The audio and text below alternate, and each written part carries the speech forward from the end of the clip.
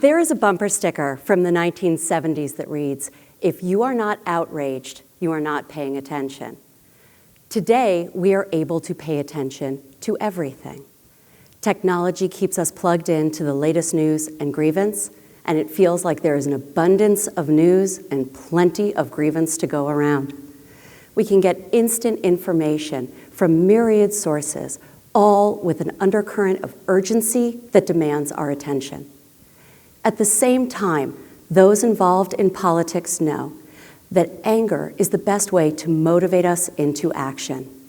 If a political candidate wants to make sure that we go to the polls on election day, they get us really mad.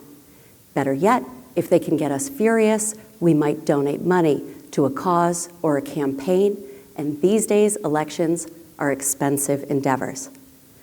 Put together, the American public is paying attention, and we are outraged. Our outrage is not limited to one side or one cause or one grievance.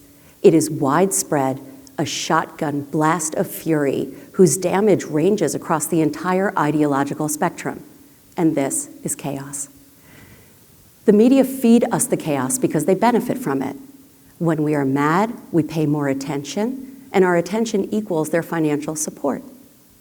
And because regular old politics can be boring and complicated, today we are served more engrossing fare in the form of entertainment on cable news, on talk radio, online, on social media, all in the form of polarized side-taking and partisan fighting. We are constantly told, pick a side, pick a team, be mad, and if you aren't outraged, you aren't paying attention. Politics feels like a lot these days because we get information not only from the regular places, but it blends in to our non-political lives. We hear about politics in cultural battles over athletic gear and coffee makers and fast food chicken restaurants. Politics bleeds from the front pages to the lifestyle sections of newspapers, to entertainment programs, celebrity photo ops, award shows, all with an undercurrent of anger. And when politics becomes a thing of rage, it turns what should be deliberation and debate and discussion into hostility and tribalism. Being continuously informed about a political system in a constant state of upheaval is grueling, and many Americans, regardless of partisan affiliation, are feeling crushed. This is a terrible thing for a democracy, which is based on the idea of citizen participation. It is also, for all of us, exhausting. Aren't you exhausted? I'm exhausted. My family is exhausted. Even our dog is exhausted, and she is a puppy who is half Airedale, half Rottweiler, half pony, and she should be really hard to tire out. And so today, I want to offer an alternative to all this exhaustion. I am here to advocate for politics, for compromise, for discussion, and I have some ideas about how we can calm the chaos of American politics as we quiet the volume of the media that deliver it to us. So the first thing I'm going to do is explain why it is the media give us all of this anger. And in short, three things happened at the exact same time. First, technology developed, allowing us to walk around with small personal computers in our pockets at all times. And these keep us connected, but they also serve up the opportunity for us to react in real time to events and cultural things that we never expected. And we do this without thinking, without breathing, without analyzing, and that is difficult. All of this technology then led to the second thing, which is that there's now a boatload of money to be made in political media, which means that the number of outlets just exploded. And with so many options, many Americans are picking the media that confirms what they already believe. They are selecting media that makes them feel good or makes them feel bad, and we are becoming addicted to this kind of emotion. And all this emotion comes in handy for the third thing, which is that we are now polarized in a way that feels new and it feels frightening. Americans have always been divided, sometimes more than others, but now we have a means by which we are divided further. And we can choose the news that splits us, and we can sort ourselves on social media. And this may be beneficial for the outlets who make money from our attention, but it is toxic for the public.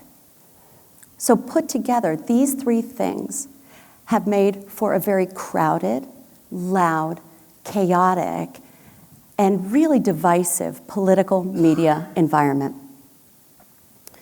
This environment is not without cost. And so the next thing I'm going to do is explain some of the real difficult consequences that come from having a political media system that looks like this. Now, we've become increasingly mean to one another. And that, to me, is the worst consequence of having too many options. When we are able to not only bring good to one another, but also ramp up our insults. And these insults can come in the form of very personalized attacks. And when these attacks start to feel boring, people ramp up the rhetoric even more, and they yell even louder to be heard over the din. And as a result, a very worn-out American public either starts to yell louder themselves, or they start to cover their own ears and tune out. And that leads to another problem. And that problem is that folks are beginning to lose trust in the political system. We have heard for 50 years the steady drumbeat of anti-government sentiment, and we hear that politicians are liars and that Washington is broken and that the system is rigged.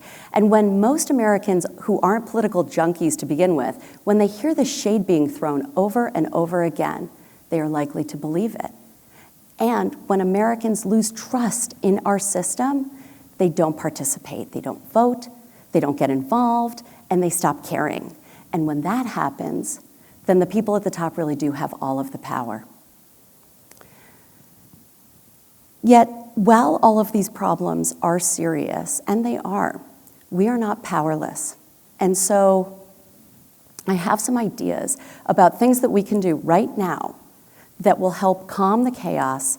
And the first thing and the overarching thing is turning down the volume of all the media that brings us this chaos. So thing number one is that we can deny the media the attention they are after when they try to get us angry. When they feed us the turmoil, it's in our own best interest to try and shut it out, and that means being proactive. We can unplug. We can turn off loud, angry pundit shows on cable news, and we can unsubscribe from tip sheets that get emailed to us. We can delete the push notifications on our phones, and we cannot click on incendiary content that just makes us mad. We can choose instead to seek out journalism that is well-sourced and informative. We can choose to unplug from seemingly innocent platforms that take us down very angry pathways. I have friends who take Twitter vacations and Facebook holidays, and they come back looking refreshed, as if they've been at a media spa. I recently read an article about a woman who deleted all of the social media apps on her phone and replaced them instead with the real estate app from Zillow. This meant that when she had free time, all she could do was scroll through houses for sale. And this feels like a far more cheerful way to spend an afternoon. Instead of getting angry about Congress, you could ponder the very important question of how you would spend an imaginary $5 million on a suburban colonial outside of Philadelphia or a row house in San Francisco. And if you feel that you do have to stay plugged in because it would empower you, then do so. But pick one thing and be passionate about it. We have to remember that it is not our job to fix the entire political system. We have to stay in our own lanes. And this means doing the jobs that we actually have been hired to do, and it means letting go of the obligations that are out of our control. Along those lines, we can support those who are in control. And this might take a little bit of work, because I propose that we become pro-politics again and pro-politician again. And we can reject the idea that Washington is totally lost and reject the people who claim that they want to be elected to office because they hate politics. It doesn't make much sense. Instead, we should vote for people who say they want to help the country as a whole and seek out candidates who understand that working in government is public service. We should vote for the people who want to serve the public and not the other way around. Voting for people who say that they hate Washington is like asking your electrician to perform your appendectomy because you don't like doctors. You may have that first feeling of satisfaction, but in the end, the damage will be massive. And in addition to that, we have to understand that where we are going demands we talk to one another. Because we may not agree on everything, but we also won't disagree on everything either. And this means seeking out discussion with people with whom we might not agree. Now, what this all means is that if there is an issue about which you feel passionate and someone disagrees with you, we have to learn to listen a little bit more and speak to each other a bit more civilly. Because in truth, our American political system was built on compromise. The entire political institutions are all there to share powers and prevent different forms of tyranny by encouraging citizen participation. But we can't participate if we're busy being angry at one another. And so we have to talk, and we have to find common ground. And we may have to listen a little harder and retrain our political reflexes a little bit better. When all of this is behind us, all we will have left are the memories of how we treated one another. And the bad memories will endure, but so too will the good ones if we create good ones.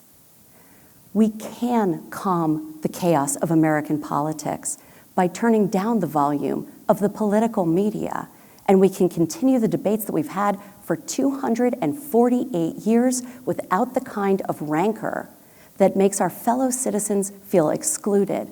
And we can disagree without being as disagreeable as we have been. And if we just take a few steps forward and come together as a whole, I promise we can calm the chaos of the politics that we have, and we will be much healthier and happier for it. Thank you.